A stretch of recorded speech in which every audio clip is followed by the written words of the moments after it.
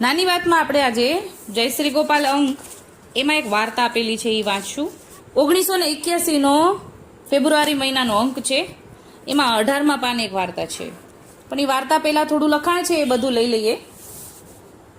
કે આ જીવનની ઘટમાળનો રેટ તો ફર્યા જ કરે છે.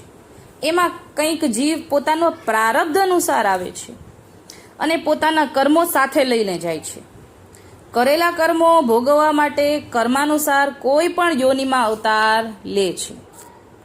એટલે જેવા કર્મ અને જેવું ચિત્ત જ્યાં ચોંટ્યું છે, જ્યાં મન લાગેલું છે, એ પ્રમાણે આવતો યોનિ મળે અને વળી પાછા ચાલ્યા જાય છે. એટલે અવતાર પણ લે ને પછી પાછા ચાલ્યા જાય. આ ઘટમાળમાં માનવ દેહ મળ્યા પછી આપણે બુદ્ધિ શક્તિથી જન્મ મરણના બંધનમાંથી જો મુક્ત ન થઈએ અને ખોટી માયામાં શક્તિનો ઉપયોગ કરીએ તો મનુષ્ય દેહ મળ્યો વ્યર્થ છે. મનુષ્ય દેહ મળ્યા પછી બુદ્ધિથી એટલો તો અવશ્ય વિચાર કરવો જોઈએ કે આપણે ક્યાંથી આવ્યા છીએ, કોણ છીએ, આપણું ખરું કર્તવ્ય શું છે. આ બધું મનથી વિચારવાનું છે. ધર્મના 4 અંગો કયા? સત્ય, તપ, પતિવ્રતા, દયા. ચારેયનો સરવાળો એ ધર્મ ને પૂછીને આગળ વધવાનું છે. શાસ્ત્રમાં ધર્મ, અર્થ, કામ અને મોક્ષ એમ 4 વિભાગ કહ્યા છે. તેનો અર્થ પણ એમ છે કે કહેલા ધર્મ, પહેલો ધર્મ એટલે કે ધર્મની મર્યાદામાં રહી એવી રીતે આયોજન કરો કે છેવટે મોક્ષની ગતિ મળે. એટલે એવી રીતે આયોજન કરાય, એવી રીતે બુદ્ધિ વપરાય કે છેલ્લે ફરીવાર અહીંયા આવવું ન પડે. અહીંયા એવું સમજાવે છે. ક્યાંથી આવ્યા છીએ તે જાણતા નથી, ક્યાં જવાનું છે એનું કાંઈ ઠેકાણું નથી. પણ જે વૈષ્ણવ ધર્મ છે તેને તો કંઈક કલ્યાણ અવશ્ય થવાનું છે, માટે મનને સમજાવવાનું. દરેક શાસ્ત્રો મનને દગાખોર અને મરકટ જેવું માને છે. એ તો ખરી જ વાત છે. જો મનને કાબૂમાં રાખશું ને તો વૈષ્ણવ ધર્મ રાખી શકાશે, નહીં તો વિકટ ધર્મ છે વૈષ્ણવ તણો ને ભૂતલ ભેખ ધરાવે ગણો. એમ ઘણું અઘરું કાર્ય છે. મન કેવું ચંચળ છે એનું દૃષ્ટાંતથી નીચેથી સમજાશે. હવે મનની ચંચળતા સમજાવે છે એ વાર્તા છે. એક રાજાને ત્યાં બકરો હતો. રાજાએ એક વખત જાહેરાત કરી કે આ બકરાને પેટ ભરીને જંગલમાંથી કોઈ ચરાવી લાવશે એને હું મારું અડધું રાજ્ય આપી દઈશ.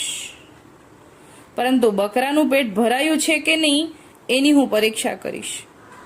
આવી જાહેરાત સાંભળીને એક માણસ રાજા પાસે આવ્યો અને બકરાને પેટ ભરીને ચરાવું એમાં શી વાત છે એમ કહીને રાજા પાસેથી બકરાને ચરાવવા લઈ ગયો. આખો દિવસ સુંદર સુંદર ઘાસ બકરાને ખવડાવ્યું. સાંજ પડી. માણસને લાગ્યું કે બકરાનું પેટ હવે ભરાઈ ગયું છે. સાંજના બકરાને લઈને રાજા પાસે આવ્યો.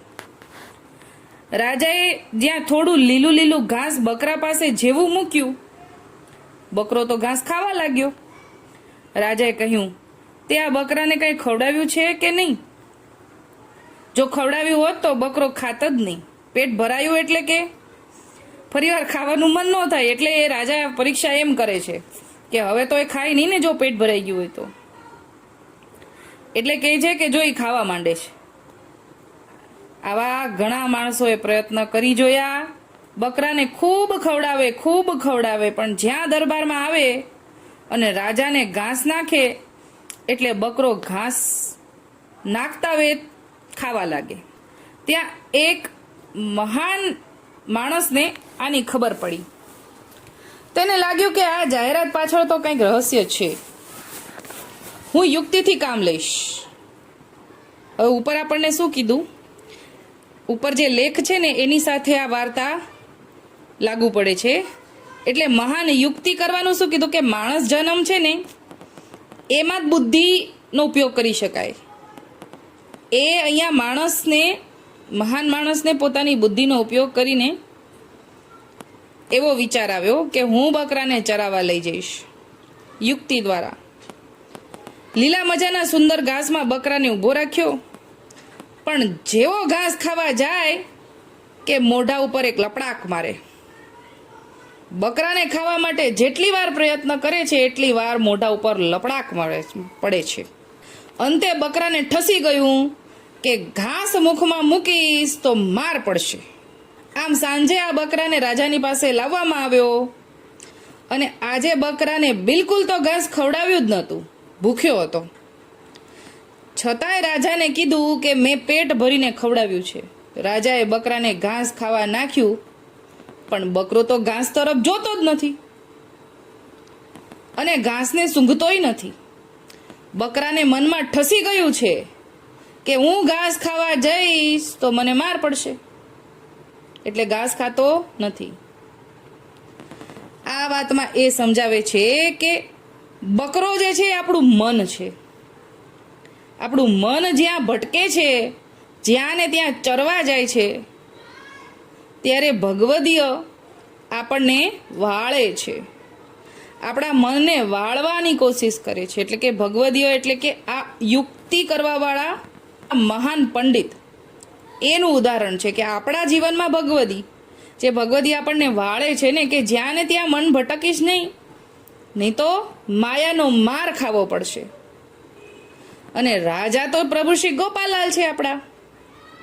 આમ મનને ફટકા મારવાની જરૂર છે, નહીં તો આ ચંચળ મન ખાડામાં ફેંકી દેશે. માટે વૈષ્ણવ ધર્મ અપનાવી એને મેંડ પ્રણાલી મુજબ આચાર વિચારવાળું જીવન જીવી અને પ્રભુજીના શરણે જા. માત પિતા સુત બાંધવો ને પ્રભુ પત્ની ને પરિવાર, સજ્જન કુટુંબ સૌ સ્વાર્થી ને અંતે સર્વ અળગાય. આ સંસારમાં જ્યારે જીવ જન્મ ધારણ કરે છે ને, ત્યારે એને કોઈ સાથીદાર હોતું નથી, અને જ્યારે મૃત્યુ પામે ત્યારે કોઈ સાથે જતું નથી. જન્મ અને મરણ વચ્ચે જે સમયમાં મતલબીય સગા સંબંધી હોય, માતા પિતા પુત્ર ભાઈ પત્ની વગેરે પણ રહે છે, જ્યારે મનુષ્ય મૃત્યુ પામે ત્યારે કોઈ સાથે જતું નથી. પણ સ્વાર્થના સગા હાથમાંથી વીંટી કાઢી લે છે, ભેગા મળીને સ્મશાનમાં પહોંચાડી દે છે. જો ખરી લાગણી હોય ને પ્રેમ હોય તો આ બધું ક્યાં ગયું આખા જન્મનું?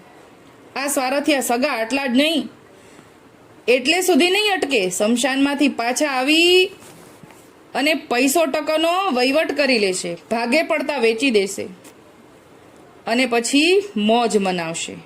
આમાં મૃત્યુનું દુઃખ કોને છે? કોના મોઢા પર દુઃખ દેખાયું?